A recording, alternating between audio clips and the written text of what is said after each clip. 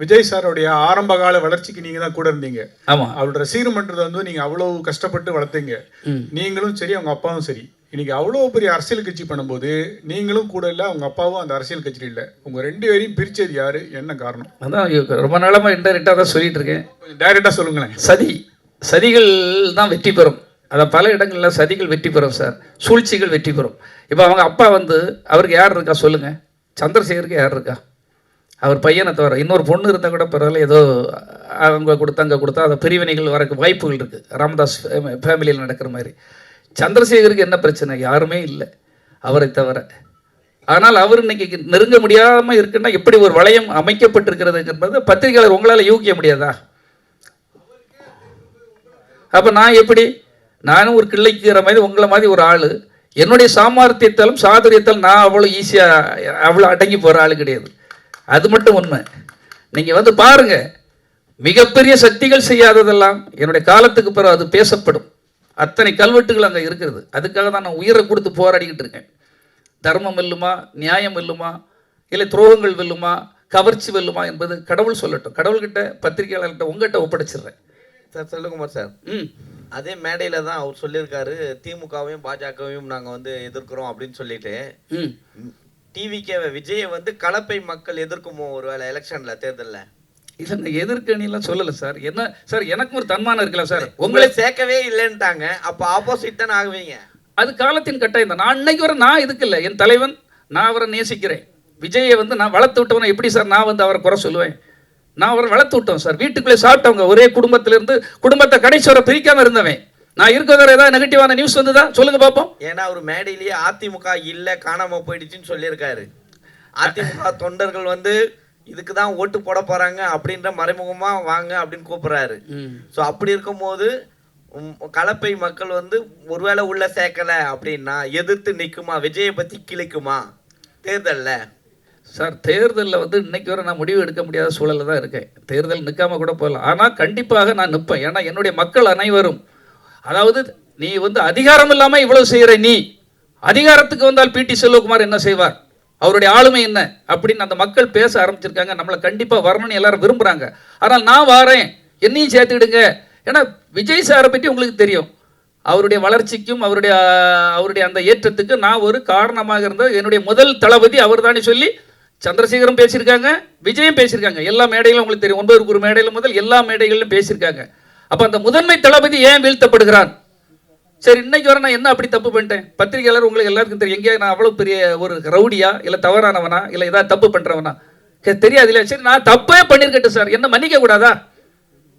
அப்படி என்ன தப்பு பண்ணிடுவேன்? ஒரு படம் ஃபெயிலியர் ஆகி போச்சு சார். சரி, என்ன ஏன் மன்னித்து ஏன் உள்ள எடுக்கக்கூடாது? எம்ஜிஆர் எத்தனை வரை மன்னிச்சிருக்காரு, ஜெயலலிதா அம்மா எத்தனை வரை மன்னிச்சிருக்கிறாரு, கலைஞர் எத்தனை வரை மன்னிச்சிருக்கிறாரு, என்ன ஏன் மன்னிச்சு எடுக்கக்கூடாது? கடைசி வரை அதை எதிர்பார்த்துட்டு இருக்காங்க. நான் என்ன தப்பு பண்ணேன்னு எனக்கே தெரியல. அப்படியே தவறு பண்ணியிருந்தால் கூட நான் மன்னிப்பு கேட்க தயாராக இருக்கிறேன். ஏன் நீங்கள் எனக்கு மன்னிப்பு தரக்கூடாது? என்ன மாதிரி ஒரு வீரனை இழக்க ஏன் நீங்கள் விரும்புகிறீர்கள்? நான் எதிர்கூடாரத்தில் போய் அங்கே பணியாற்ற எனக்கு பிடிக்கல. என்னை கூப்பிட்டுட்டு தான் இருக்காங்க, 3 கட்சியிலுமே என்னை கூப்பிடுறாங்க. அதுதான் உண்மை.